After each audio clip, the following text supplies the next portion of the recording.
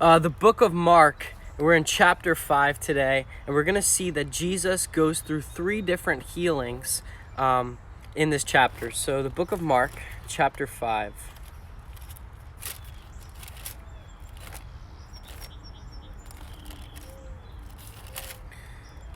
All right, so in this chapter, verses 1 through 20, he heals a demon-possessed man. And then through 21 through 40, he has 2 other healings, one with a woman and one with a young girl. So we're going to see this. So in Mark chapter 5, this is an amazing story, and it's very detailed. But it says this. If you leave off in Mark chapter 4, Jesus had just told parables, and he just calmed the storm, and he's leaving after calming the storm, and he comes across the sea, and it says, they came to the other side of the sea, to the country of Gennesaret. And when Jesus had stepped out of the boat, immediately there met him a man out of the tombs with an unclean spirit. And then we get from Mark's account that this man who lived outside of the tombs lived there for so many years. He was tormented by the devil.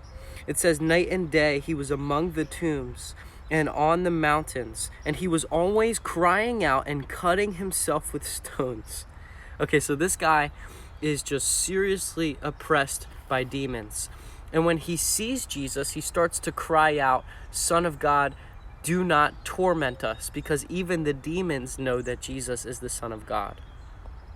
And so Jesus comes up to him and he starts commanding this unclean spirit to come out. And then Jesus asks the man, he says, "What is your name?" And he responds and says, "Legion, for we are many." Apparently this man had many demons inside of him. And so Jesus comes up to this demon-possessed man, and they actually beg him. It says, and they begged him earnestly not to send them out of the country. Now a great herd of pigs was feeding there on the hillside, and they begged him, saying, "Send us to the pigs, and let us enter them." So Jesus gave them permission, and the unclean spirits came out and entered the pigs and the herd, numbering about 2,000, and they rushed into the steep bank into the sea and drowned in the sea. So when Jesus casted out the devils from this demon-possessed man, the devils went into these 2,000 groups of pigs, and the pigs just ran out into the water and drowned. Okay, just try to picture that for a second. Like, you just see this pigs just have demons come inside, run into a pool or into a sea and drowned. Okay, it's this crazy scene, and it's just amazing what Jesus does for this guy. And so when Jesus did this, the herdsmen who were around this scene, who knew of the demon-possessed man, who saw him constantly, they went out and they told the local city what just happened, because this was crazy. And when they saw the demon-possessed man, it says that he was sitting in his right mind, and he was just chilling. He was all good. Everything worked out for him. And it says in verse 17, they begged Jesus to depart from their region. So Jesus did this amazing miracle. He just healed this man, and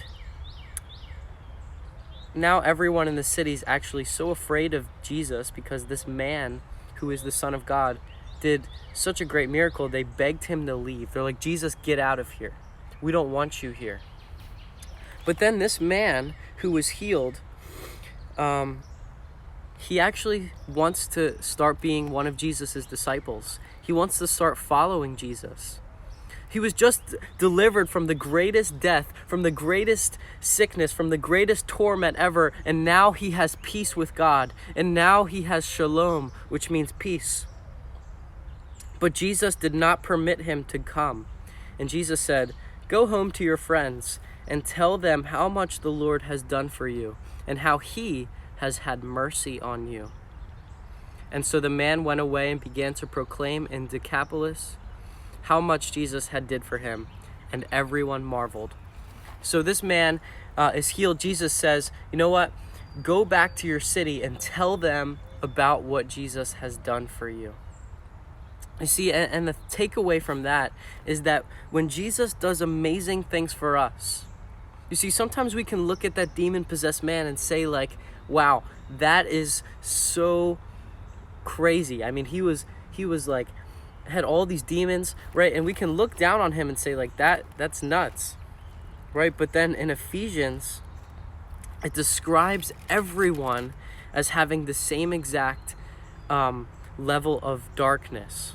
It says this, and you, speaking to all the believers, speaking to their past before Christ, and you were dead in your trespasses and sins, in which you once walked, following the course of this world, following the prince of the power of the air, the spirit that is now at work in the sons of disobedience, among whom we all once lived, in the passions of our flesh, carrying out the desires of our body and the mind, and were by nature children of wrath like the rest of mankind. But God, being rich in mercy, because of the great love with which he loved us, even when we were dead in our trespasses, made us alive together with Christ. By grace you have been saved. When you believe that Jesus died on the cross for your sins and in your place, and put your full trust in him, and you want to know him more, and your eyes are opened, then just like that demon-possessed man, we can have peace with God. And then I love his natural response is, after being saved by Jesus, is wanting to be with him, right? And we know that because of Jesus' salvation, that should drive us to want to actually be with him, to spend time alone with him, to follow him. But Jesus gives him a different marching order and says, go tell the world. Now, we come to another scene where Jesus heals another two people. If you've been following in the book of Mark, there's constant healings. I like to say the book of Mark is like a filet mignon steak. Okay, have you ever had filet mignon? It's just pretty much the pure protein, and it's just cut real lean. And when you eat that steak, it's just the straight up, the lean part of the meat. But if you have a sirloin steak, you can have all these other things around it, all the fat. You have to cut off the fat. You see, the book of Mark is really like a sirloin steak. It's just story to story. The word immediately is used so many times because it's just constant ministry happening. So Jesus is right on to the next scene. Right after the demon-possessed man, Jesus crosses the boat, and there is another crowd that is great. And in the midst of the crowd, one of the rulers of the synagogue named Jairus came, saw Jesus, and fell at his feet and implored him earnestly, saying, "My little daughter is at the point of death. Come and lay your hands on her, so that she might be made well and alive." And he went with him. Okay, so this man named Jairus, he's a religious ruler. He's an important person, comes to Jesus and says, "Hey, my daughter is sick. Can you please come?" And so Jesus agrees. But then as he's on his way, there's still a great crowd around Jesus, because at this point, Jesus was doing so many miracles. He was so popular that people were constantly crowding around him. And so people were crowding around him, and it says there was a woman who had a discharge of blood for 12 years and who had suffered under much physicians and had spent all that she had, and she was no better, but rather grew worse. But she heard the reports about Jesus and came up behind him in the crowd and touched his garment. For she said in her mind, "Even if I touch his garments, I will be made well." And immediately the flow of blood dried up, and she felt in her body that she was healed of her disease. And Jesus, perceiving in himself that power had gone out from him, immediately turned about in the crowd and said, "Who touched my garments?" And his disciples said to him, "You see the crowd pressing around me, and yet you say, 'Who touched me?'" But he looked around to see who had done it. And then Jesus, after the woman touches him and she's healed, he says, "Who touched me?" The woman comes up and she trembles and she said, "It was me." And then he said, "Daughter, your faith has made you well. Go in peace and be healed of your disease." So he heals this woman who has a discharge of blood. If you know anything about the Old Testament, in the Old Testament, if you had a discharge of blood, that made you considered to be unclean. It made you to be an outcast of society, abandoned from the synagogues. You were not allowed to be around the public people, but she came out of her house just for this one day because she heard the reports of Jesus. And she wants to she says, even if I just get near him, I know something supernatural could happen. And she had this faith, and she touches him. And for 12 years, all the money she spent on the doctors was completely worth it. I mean, completely. All the money she spent on I can't speak. All the money she spent on doctors did nothing. But when she touched Jesus, it was completely worth everything. So now we're coming back to this guy named Jairus. Remember, he's on his way to heal Jairus' daughter. So we pick back on the scene. There's like a little break in the scene with this woman, and now it picks back with the Jairus story.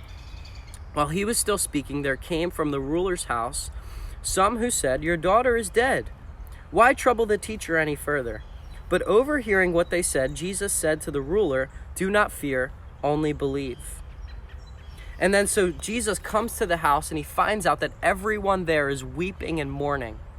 And so he comes in, he sees that the daughter who was sickly, dying, is now dead. And Jesus looks at the crowd that's weeping and says, "Why are you weeping? The child is only sleeping and not dead." And everyone laughed at Jesus because they're like, "No, she's dead. Jesus, are you not like with it? She is dead." And so he put them all outside. He comes alone with the girl, and he takes her by the hand, this little girl, and says, "Talitha kumi," which means, "Little girl, arise." And immediately this little girl gets up and begins to walk. And she begins to live, and she begins to breathe, and life comes back into her. She was dead. It was a resurrection from the dead. It says she was 12 years of age. And after healing him, he strictly charged them that no one should know this. And he told them to give her something to eat. He's like, "All right, I'll give her a snack." I think this is amazing.